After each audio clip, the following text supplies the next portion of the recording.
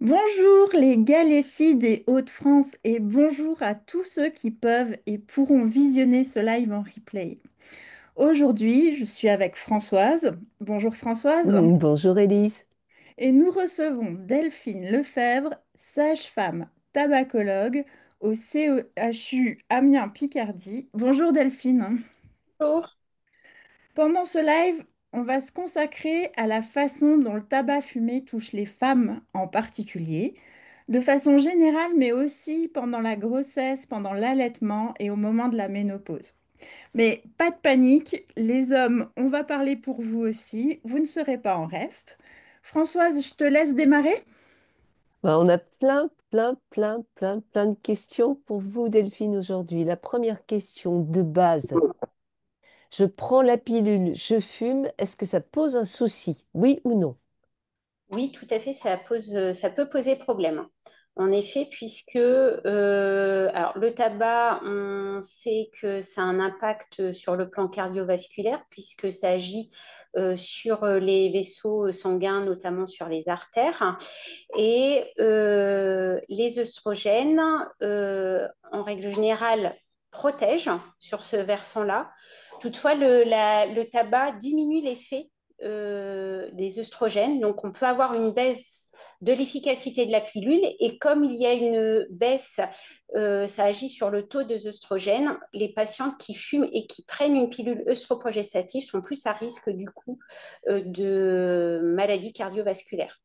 Mhm. Plus à risque de phlébite, d'embolie pulmonaire ou d'accident vasculaire cérébral. Ouais. Donc, vaut mieux se méfier et éviter la prise de pilule si on fume, quoi. Ou vaut Voilà. mieux arrêter de fumer si on prend la pilule. Du coup, dans l'idéal, c'est d'arrêter de fumer, bien évidemment. Mais lorsque un arrêt peut être long, on peut choisir un arrêt aussi progressif. Et dans ces cas-là, ben, en attendant, on peut opter pour une autre contraception, plutôt une contraception soit dite progestative, donc soit sous forme de pilule, mais où il n'y a que de la progestérone, ou alors sous forme de stérilet progestatif ou sous forme d'implant, ou alors une contraception non hormonale comme le stérilet au cuivre. Mhm. Donc, le risque, c'est bien évidemment les phlébites, vous l'avez dit, mais aussi toutes les maladies cardiovasculaires comme un AVC. On a vu des cas d'AVC avec le cocktail explosif pilule tabac quand même. Tout à fait, et chez des femmes qui peuvent être très jeunes, hein, puisque ça Oui. n'est pas forcément des femmes plus âgées, on peut avoir 20-25 ans et puis avoir ce risque d'accident vasculaire cérébral, d'autant plus si on a des antécédents familiaux de maladies cardiovasculaires. Mhm. Merci. Élise. Est-ce que le tabac fumé agit sur le système hormonal et si oui, comment?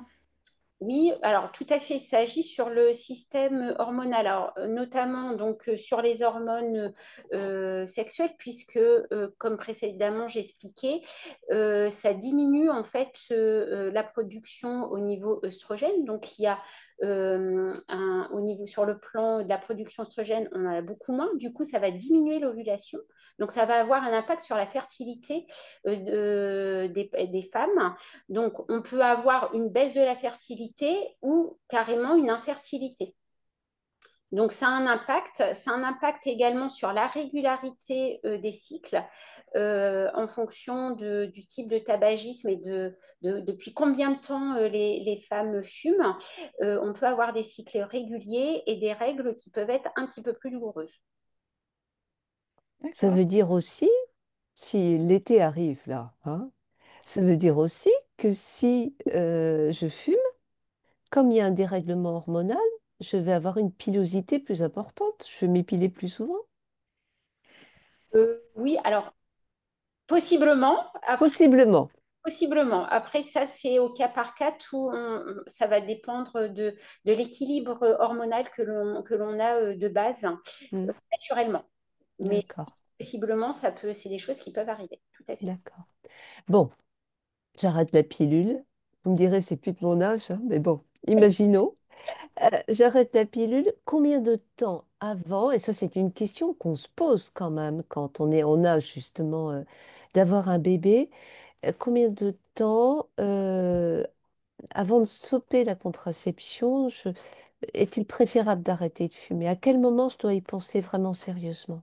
Alors, il y a une règle d'or, on dit toujours qu'il y a jamais, il est jamais trop tard pour arrêter, mais dans un idéal, en sachant que un arrêt, surtout quand le tabagisme date quand même depuis un certain temps, il peut pas s'arrêter du jour au lendemain.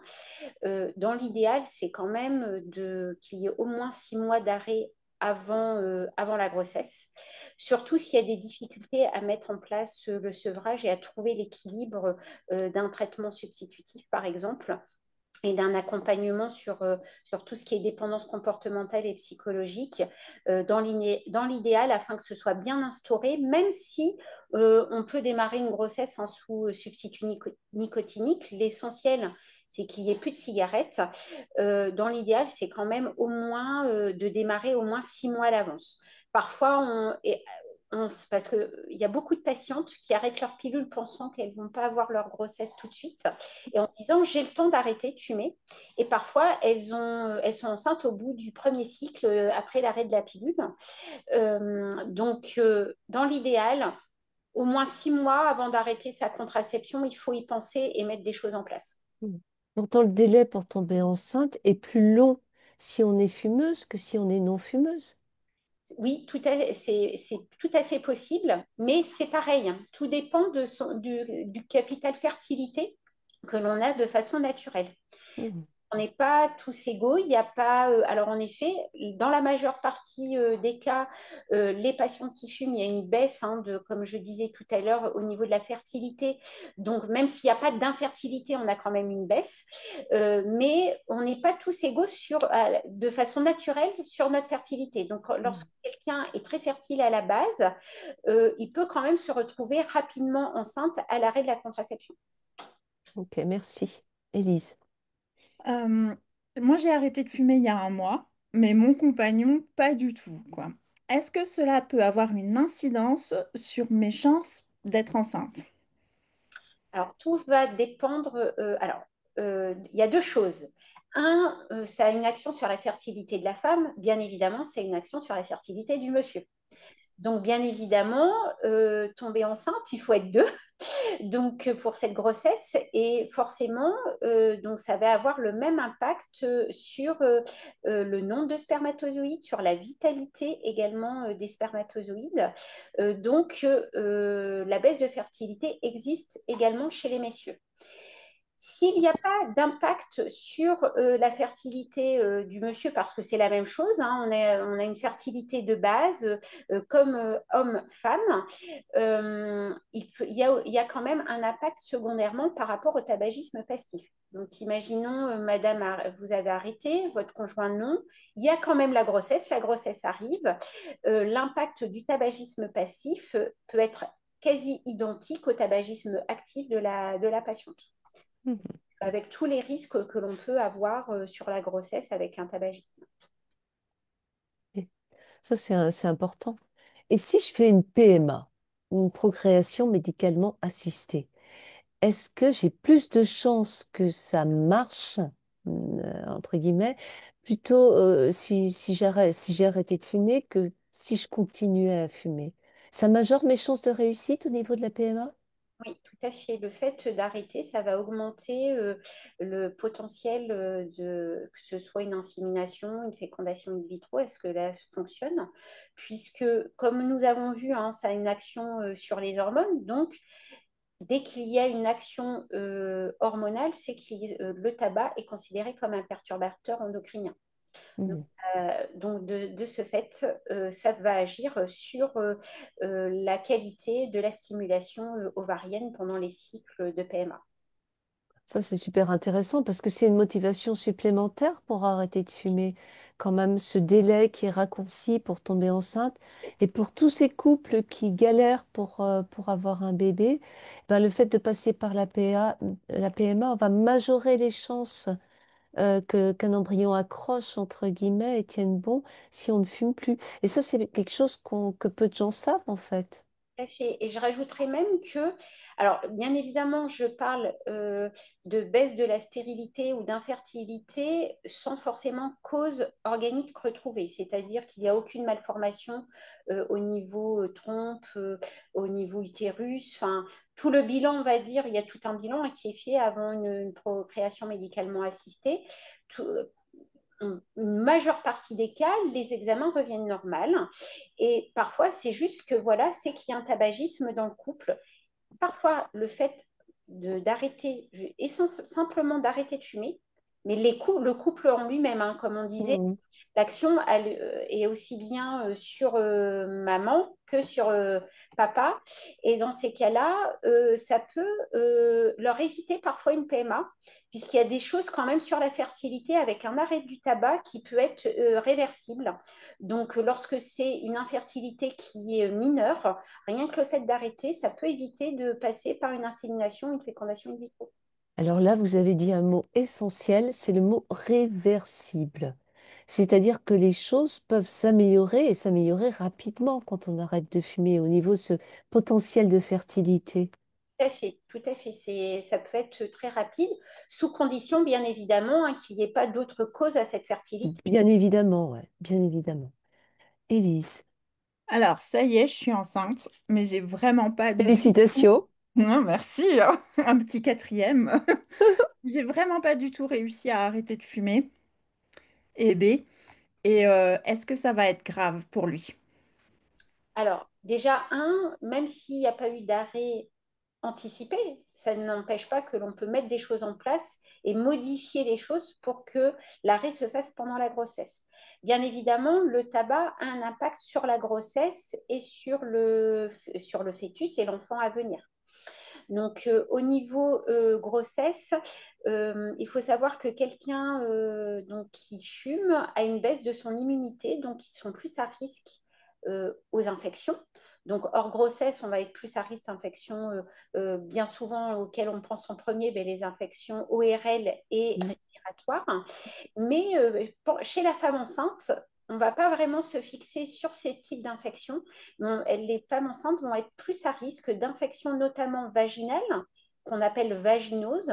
Ces vaginoses vont favoriser le risque de rupture prématurée des membranes, mais également provoquer aussi des contractions de façon prématurée et donc impliquer une menace d'accouchement prématuré. Donc, il y a un risque, ça peut provoquer, c'est une infection vaginale, parfois urinaire, et qui peut induire un accouchement prématuré. Donc ça, c'est une première chose. La deuxième chose, on a dit tout à l'heure que le tabac avait une action sur les vaisseaux, donc un risque vasculaire. Là, pendant la grossesse, ça va agir plutôt sur ce qu'on appelle les artères utérines. Les artères utérines permettent d'alimenter le placenta afin de nourrir le fœtus et le futur bébé. Et ben, c'est la même action que sur les autres vaisseaux. Et donc, parfois, ça réduit l'alimentation du placenta, donc ça va réduire un petit peu l'alimentation du fœtus. On est plus à risque d'avoir des bébés de petits poids. Alors, on a deux termes en obstétrique. On a soit les petits poids d'âge gestationnel, ce qu'on appelle PAG, où c'est des bébés qui constitutionnellement sont plus petits que la normale, mais qui vont continuer à poursuivre leur croissance tout de même. Mais de façon plus sévère, on a les retards de croissance intra-utérin, où là, ce sont des bébés plus petits, mais qui ne prennent pas bien et qui n'ont pas une belle courbe au cours de la grossesse. Et là, pour le coup, ça, c'est un degré de sévérité et qui peut également provoquer un accouchement prématuré, puisque parfois, les bébés sont mieux nés plutôt que dans l'utérus. Mm. Donc, il y a ces risques-là. Il y a des risques aussi plus avérés de saignement, puisque toujours à cause de l'action vasculaire, parfois le placenta ne s'insère pas bien, va s'insérer plutôt bas au niveau de l'utérus. Et ça, on est plus à risque de saignement ou de décollement placentaire. Et pareil, ça peut provoquer des accouchements prématurés. Mm. Donc ça va être autour de la grossesse et du fœtus. Malgré tout, on peut avoir une grossesse qui se déroule bien, sans problème particulier. C'est pas pour autant qu'il n'y a pas forcément d'impact sur l'enfant à venir, même si la grossesse s'est bien déroulée et que bébé est né avec un poids tout à fait correct. On peut avoir donc des soucis après, notamment des enfants où on peut avoir des troubles du comportement. C'est des enfants qui vont peut être à risque d'hyperactivité. Alors tout ça, c'est bien sûr à mesurer avec le degré du tabagisme maternel, mais aussi parental, hein, parce que il y a de plus en plus des études qui démontrent qu'il y a un impact, ce qu'on appelle épigénétique, c'est-à-dire l'action du tabagisme paternel. On sait que le tabagisme chez le fumeur, on est plus à risque de cancer. Il peut avoir aussi une augmentation des cancers à l'adolescence, plutôt à type par exemple de leucémie chez ces adolescents dont les mamans ont consommé pendant la grossesse.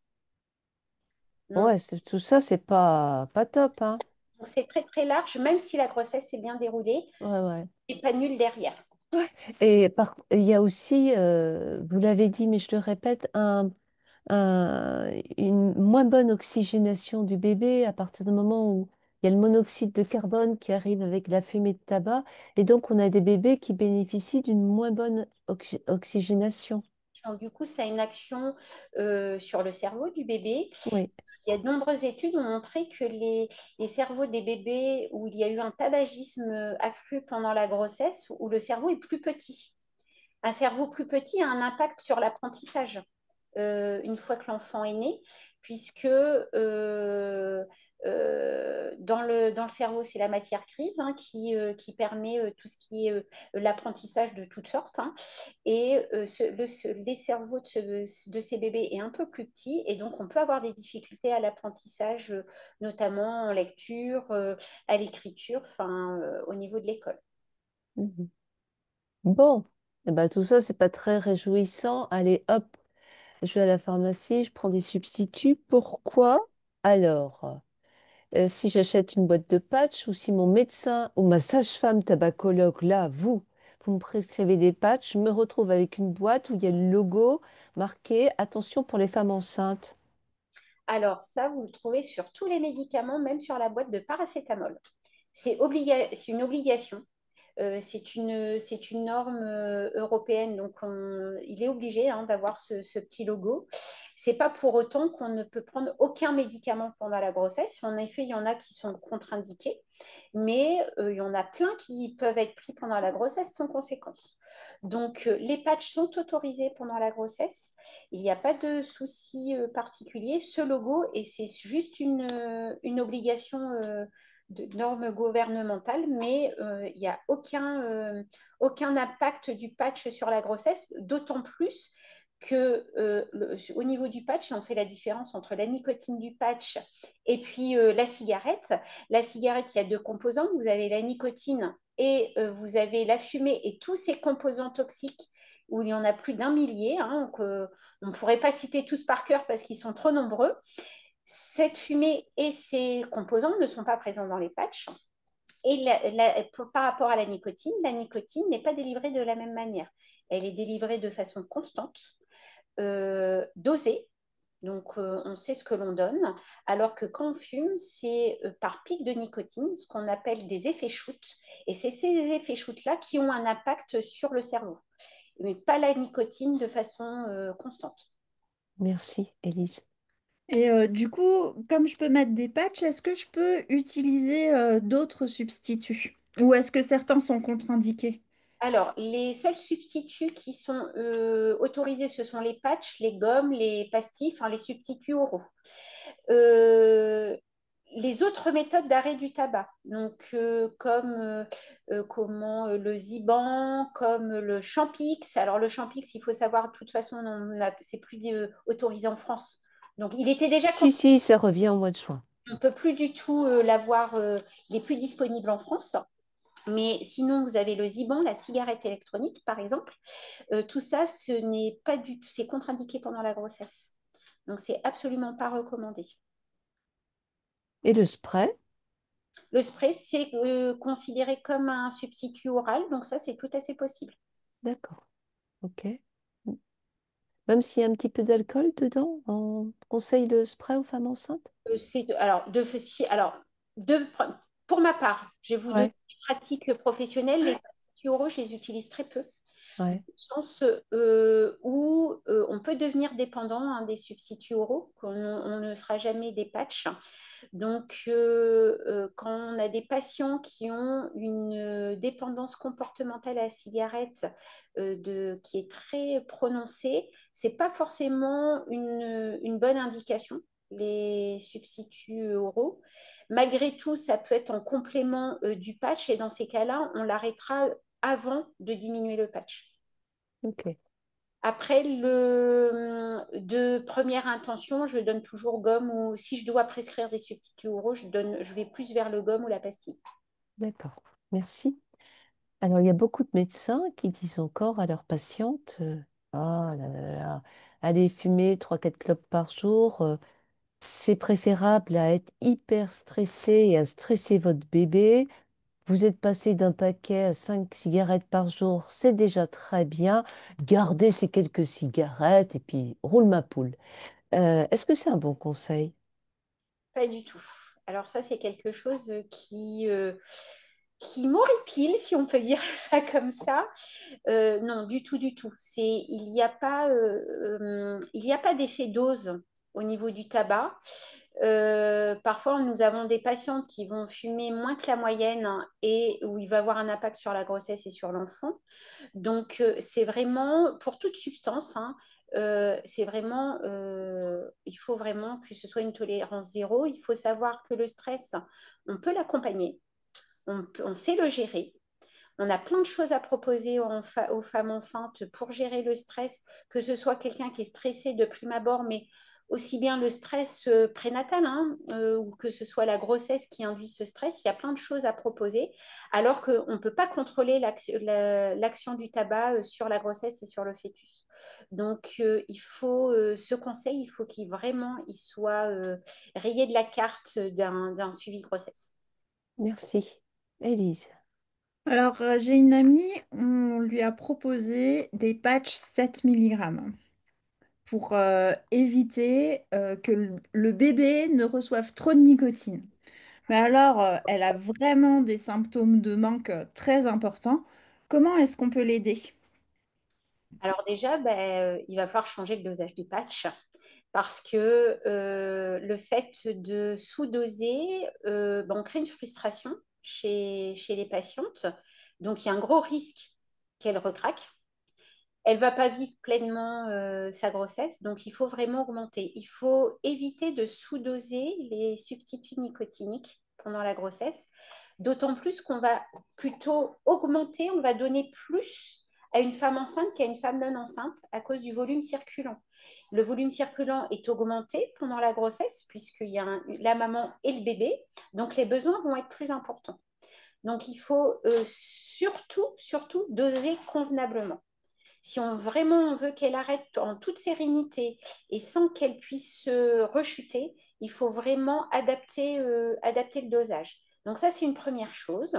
Et puis la deuxième chose, il n'y a pas que les substituts nicotiniques pour accompagner les patientes. Et de première intention, c'est toujours d'accompagner les patientes avec une thérapie cognitivo-comportementale. Donc, une thérapie cognitivo-comportementale peut se faire soit par les premiers professionnels de santé, ce sont les psychologues qui peuvent faire cette thérapie, mais certains tabacologues qui sont formés peuvent aussi accompagner leurs patients avec cette thérapie. Donc, la thérapie cognitivo-comportementale, c'est de repérer les facteurs déclenchants afin de mettre un dérivatif à ces facteurs déclenchants. Donc, je vais vous donner par exemple un exemple. Il y a beaucoup de fumeurs qui associent le café, par exemple, à la cigarette. On ne peut pas tout interdire pendant la grossesse parce que c'est la même chose qu'un patch sous-dosé. On part dans la frustration et du coup, ça fait recraquer les patientes. Donc, on ne va pas leur interdire de boire le café, mais on va leur conseiller de boire leur café différemment. Et donc, de trouver un dérivatif. Par exemple, au lieu de boire mon café en fumant une cigarette, je vais me poser, j'aime bouquiner, je prends mon bouquin, je lis un chapitre pendant que je bois mon café. Ou alors, par exemple, boire un grand verre d'eau derrière le café. Et tout ça, ça va être le dérivatif à la cigarette. Donc, alors ça, c'est un exemple, mais ça peut être plein d'autres choses dans d'autres circonstances du quotidien. Bon, moi, je retiens un truc, Élise, c'est Oui, que c'est comme pour... tu es enceinte, Mm. toi, en ce moment, tu vas être plus substituée que si tu n'étais pas enceinte. Mm. Tu te rends compte? Mais ça, les gens ne le savent pas. Ils ne le savent pas, c'est vachement intéressant. Et c'est quelque chose de très, très, très important. Parce que 90% des femmes enceintes, eh ben, qui arrêtent de fumer, sont sous-substituées. Donc, elles galèrent un max. Et naturellement, ben, dans ces cas-là, on craque, hein. Voilà. Tout à fait.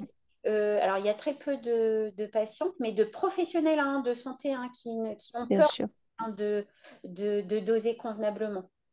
ça fait peur. Bah ouais, c'est ce que tu disais tout à l'heure, Elise, hein. Mm. Mais c'est Cette aussi crainte. super comme idée d'essayer de réfléchir à changer ces automatismes et même de l'écrire sur le papier, c'est une façon de vraiment les enregistrer et les réaliser ensuite. Alors moi, c'est ce que je demande systématiquement à mes patientes. Alors en général, je les revois assez rapidement, hein, sous 15 jours après la première consultation. Et moi, c'est ce que je leur demande. Alors, passer par l'écriture, ça, même pour écrire ses émotions, hein, ça marche très très bien dans le sevrage. Et moi, c'est ce que je leur écris parce que quand on demande à brûle pour point à quelqu'un qui fume d'expliquer pourquoi il fume ses cigarettes, c'est pas toujours facile parce qu'un fumeur ne réfléchit pas à pourquoi on fume la cigarette. Donc du coup, je leur demande toujours d'écrire les difficultés qu'elles ont eues pendant cette quinzaine de jours, les situations précises afin qu'on puisse en rediscuter ensemble et si elles ont eu du mal à trouver un dérivatif, de pouvoir les aider à en trouver un en fonction de la situation. Mhm. Alors, on a une copine qui nous écrit, je la cite, hein. Sous la pression de mon entourage, j'ai arrêté de fumer au début de ma grossesse. Pourtant, j'étais à un paquet par jour. Je n'ai plus de nicotine dans le corps depuis 3 mois, mais j'ai sans cesse l'impression que je vais craquer, que je dois lutter. C'est extrêmement difficile. Alors, la question est, est-ce que cette personne, après 3 mois sans apport de nicotine, peut bénéficier d'une substitution? Ou est-ce que, il faut aller vers justement les thérapies comportementales et cognitives? Comment bien l'accompagner? Quels conseils lui donner? Alors, au bout de 3 mois, vous n'avez plus de dépendance physique, hein. C'est la première dépendance qui disparaît le plus rapidement possible. Par contre, c'est pas. Alors, déjà, il faut revenir. On lui a demandé d'arrêter de fumer, donc c'est pas elle qui l'a décidé. Même si elle a eu cette volonté, elle a réussi. Ça fait 3 mois qu'elle a arrêté. Il y a l'acceptation. Et ça, moi, j'insiste beaucoup auprès de mes patientes parce que beaucoup de gens disent, bah oui, mais si on n'a pas de volonté, on n'y arrive pas. Alors, lorsqu'on commence un sevrage ou qu'on consulte un professionnel, la volonté est liée, sinon on ne ferait pas la démarche. Par contre, il y a l'acceptation. Beaucoup de fumeurs ont la volonté, mais n'acceptent pas forcément de modifier le quotidien et d'accepter qu'ils n'auront plus cette cigarette qui parfois est une amie, est une alliée du quotidien. Alors c'est peut-être bizarre de dire ça, mais pour un fumeur, ça peut être hein, sa béquille du quotidien. Et il faut accepter qu'elle ne soit plus présente. Donc déjà, il faut vraiment lui faire comprendre qu'il y a plein de choses à changer dans le quotidien, comme je disais précédemment. Et dans l'idéal, en effet, il faut la diriger vers un professionnel de santé qui pratique les thérapies cognitivo-comportementales afin de pouvoir l'aider à gérer ses habitudes du quotidien et à gérer cette acceptation que la cigarette, elle ne sera plus là. Mais le substitut nicotinique au bout de 3 mois n'est plus nécessaire. Et pourtant, la personne, elle a toujours dans son cerveau un nombre augmenté de récepteurs nicotiniques. Vous pensez vraiment que, une dépendance physique, ça s'en va en 3 mois? Sincèrement, au bout de 3 mois sans contact, tant que les récepteurs ne sont plus stimulés, ils vont plus être en demande. Il faut savoir que les récepteurs nicotiniques n'existent pas en soi. Mm. On n'est pas né avec des récepteurs sur le cerveau spécialement pour la nicotine. Non, bien sûr. des récepteurs qui sont prévus normalement pour nos hormones qui gèrent nos humeurs et notre éveil et notre sommeil. Donc, une fois qu'ils sont plus stimulés, ils ne seront plus en demande de nicotine.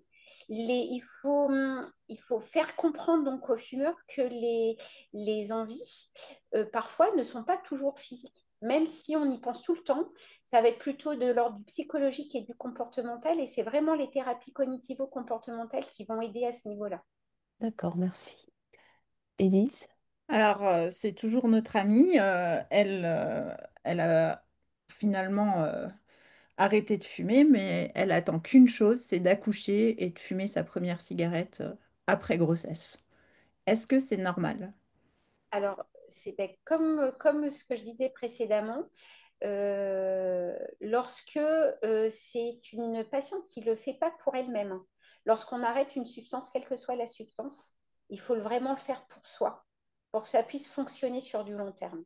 Lorsqu'on le fait parce qu'on est enceinte, donc pour son bébé, ou parce que la famille ou les amis ou le conjoint le demandent, on le fait en fait finalement pour quelqu'un d'autre et pas pour soi-même. Alors, on peut y arriver, hein, mais durer sur le temps, c'est toujours plus difficile. Donc, c'est là où vraiment, s'il y a quand même cette volonté de pas vouloir rechuter, c'est vraiment l'accompagnement et avec les thérapies cognitivo-comportementales que ça marchera. Mais il faut Super. tout pour soi pour que ça puisse fonctionner sur le long terme. Mhm. Bon, allez, ça y est. Élise a accouché. C'est un garçon ou une fille? Ben là, c'est une fille, mais je ne le savais pas avant. D'accord. Une petite fille, adorable. Comme elle avait arrêté de fumer, le bébé a un poids classique, normal. Il n'est pas sous-oxygéné. Elle est en pleine forme, la petite. Élise veut l'allaiter, ce qui est toujours une bonne idée. Est-ce que en allaitant la petite, elle va pouvoir prendre des substituts sans souci et à n'importe quel moment de la journée? Alors, les substituts sont tout à fait autorisés pendant l'allaitement. Donc, le patch est le premier conseillé, hein, pendant l'allaitement comme substitut. Donc, il n'y a pas, on le pose classiquement comme on le posait pendant la grossesse. Donc, en règle générale, donc le matin au réveil. Après, il y a deux écoles. Donc, soit on le laisse 24 heures. Alors, moi, je m'adapte vraiment à ma patiente. C'est-à-dire que mes patientes qui ne fument pas la nuit, il n'y a pas forcément d'intérêt d'apporter de la nicotine la nuit. Donc, parfois, ils ne sont pas forcément tolérés non plus la nuit parce que ça peut induire un sommeil agité, un type de cauchemar. Donc, si elles ne fument pas la nuit, je leur dis de le retirer juste avant d'aller se coucher. Si par contre il y a un tabagisme nocturne, là on le laisse 24 heures et on les change tous les matins. Pour les substituts oraux, donc les gommes ou les pastilles, ils sont autorisés, mais on mettra quelques règles d'utilisation et on demandera plus de les prendre après la tétée que juste avant. Donc voilà. Donc c'est les seuls substituts qui sont autorisés pendant l'allaitement et voilà, juste avec une petite particularité pour les substituts oraux, on les prendra juste après la tétée. D'accord. Et les patchs, c'est donc soit un patch sur 24 heures que la patiente va garder toute la nuit et toute la journée, soit des patchs sur 16 heures qu'elle enlève le soir. D'accord, très bien. Élise. Et si on refume, est-ce qu'on peut allaiter? Alors, le tabac ne contradict pas l'allaitement. Mais bien évidemment, il peut avoir un impact puisque la nicotine passe par le lait. Donc, il peut avoir un impact sur le bébé. Donc, on va bien évidemment encourager au sevrage, mais comme pour la grossesse, si le sevrage ne peut pas se faire tout de suite ou se fait avec difficulté, on va donner quelques conseils au niveau de l'allaitement. Et comme pour les substituts oraux, on demandera aux mamans de fumer après la tétée et pas juste avant, de bien se laver les mains, de se brosser les dents et également de changer notamment le haut des vêtements, puisque afin de limiter le tabagisme passif, le tabagisme passif peut être très important, donc on va encourager de fumer bien évidemment à l'extérieur, pas l'intérieur de l'habitation ou de la voiture. Et puis, le tabagisme passif, c'est aussi des substances qui se déposent sur tous les supports, donc aussi bien tous les textiles, mais sur vos cheveux, mais également sur les peintures, sur les papiers peints. Et c'est quelque chose qu'on ne voit pas, mais il y a des substances qui continuent à se libérer à distance de la consommation. Donc, par exemple, je vais donner un exemple, un couple qui va fumer dans la maison pendant tous les jours à raison d'une dizaine de cigarettes par fumeur pendant des années, il y a plein de composants qui sont contenus dans la fumée de la cigarette qui vont se déposer sur les textiles et sur les murs. Ces composants vont continuer à se libérer dans l'atmosphère. Alors, c'est quelque chose qu'on ne voit pas, mais c'est une forme de tabagisme passif et on est plus à risque de bord inattendu du nourrisson avec ce genre de consommation. Donc, on va se donner des règles, c'est-à-dire on fume à l'extérieur. Donc, même si on aère la maison, si on ouvre la fenêtre de la voiture, tout ça ne sert absolument à rien. Il faut vraiment fumer à l'extérieur. On rentre de la maison, on se lave les mains, on change de haut et on se brosse les dents. Ouais. Bref, on s'équipe en cosmonaute pour aller cloper, quoi. Et Et après, on se désinfecte partout. Mais vous avez complètement raison, c'est quelque chose auquel on pense pas du tout, mais cette fumée secondaire, tertiaire, c'est quelque chose d'extrêmement dangereux pour la santé. Ça ne se voit pas, on fait pas attention, on n'a pas on voit pas le nuage de fumée, donc on se dit c'est bon, ça roule. Ben non, ça roule pas du tout en fait. Vraiment une saloperie quand même la clope, hein. Quand je pense que j'ai fumé des années, toi aussi ma petite Élise. ouais. Bon, alors. C'est pas évident quand même d'arrêter de fumer. On est là pour le dire toutes les deux. C'est pas évident de vivre une grossesse et d'envisager en même temps l'arrêt du tabac. C'est beaucoup de chamboulements.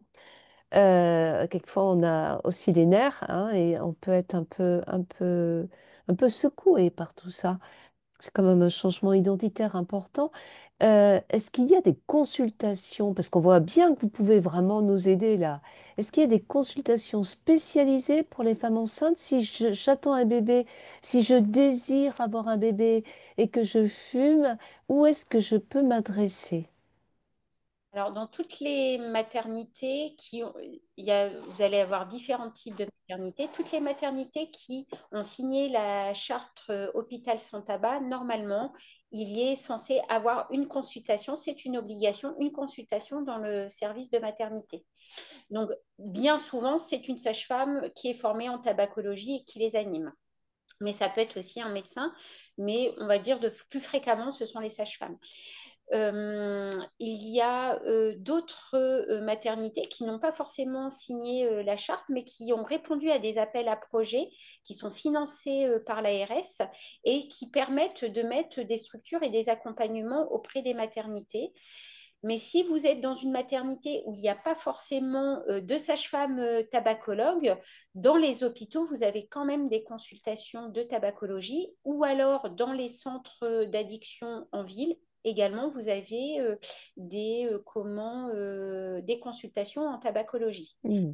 Donc ça, voilà, on peut avoir accès à pas mal de choses. Il y a de plus en plus de consultations, en tous les cas, qui s'ouvrent au sein des hôpitaux et des maternités. Ok, super.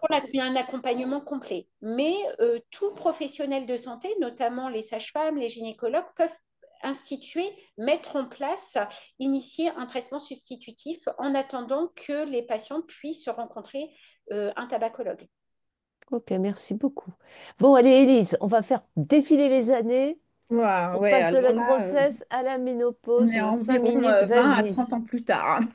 Je suis plus concernée là déjà. Quoique moi, c'est déjà derrière aussi. Allez, vas-y.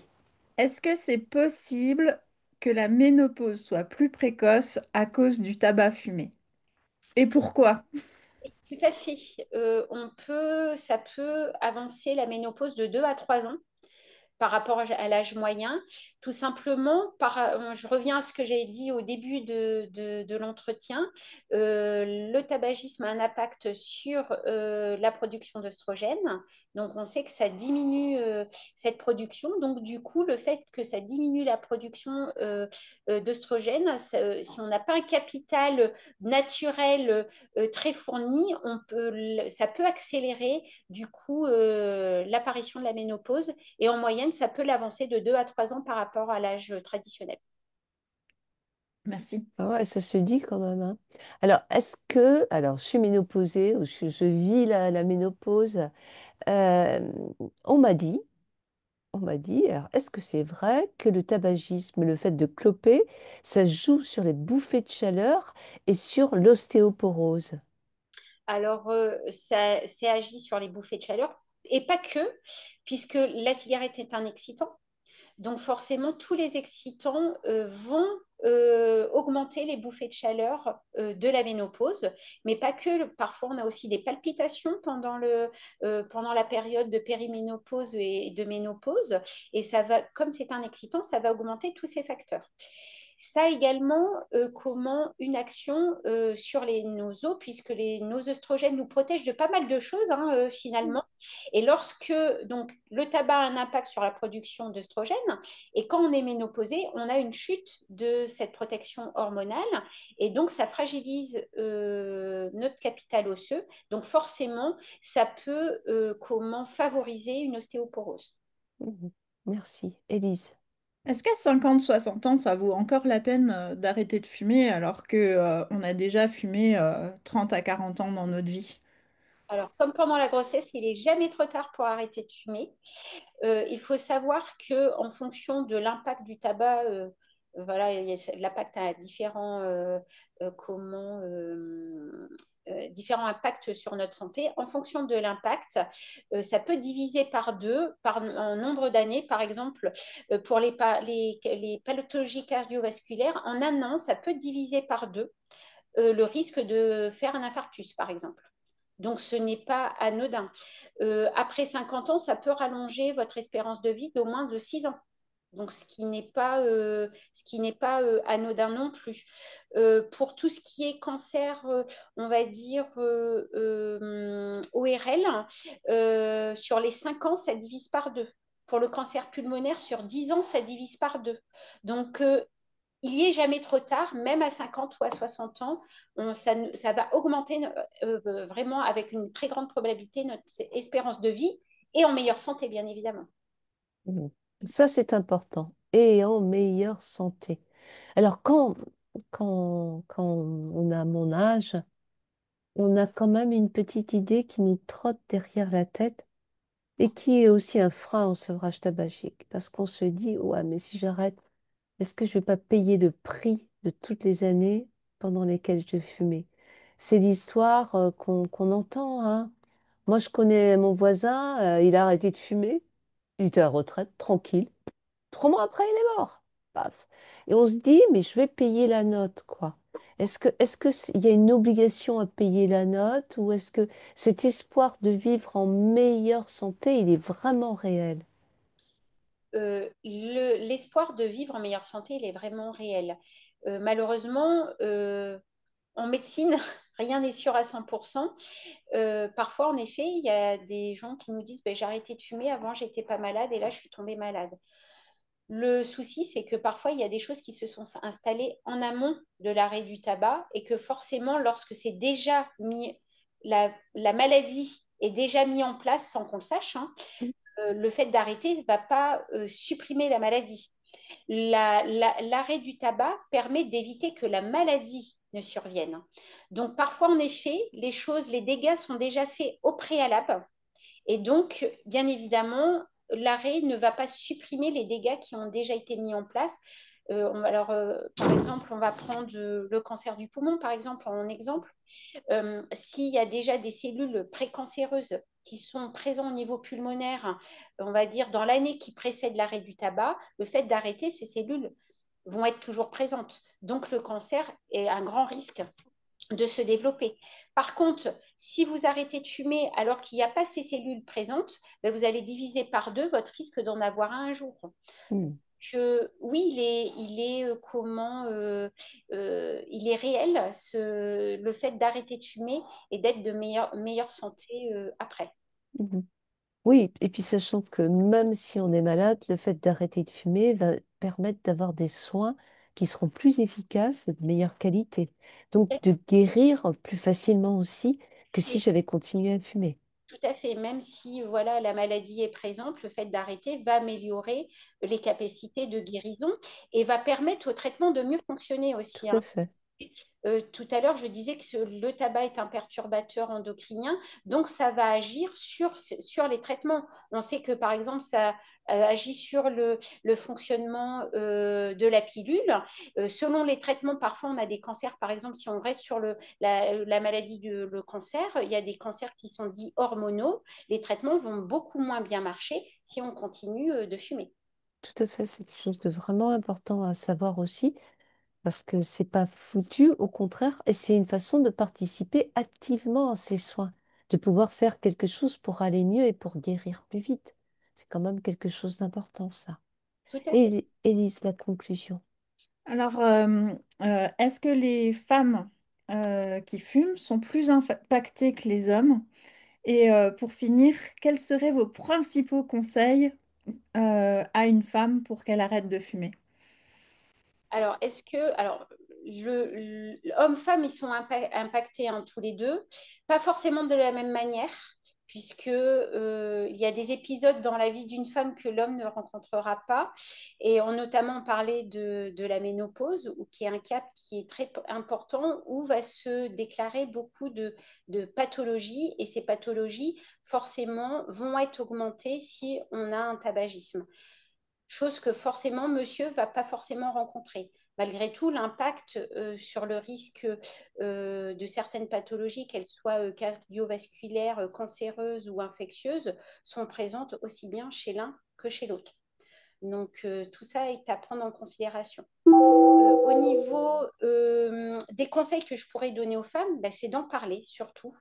Il ne faut pas hésiter à en parler aussi bien à son médecin traitant, à son gynécologue, à sa sage-femme, à n'importe quel professionnel de santé pour qu'on puisse vous diriger, vous conseiller vers les professionnels spécialisés dans ce domaine.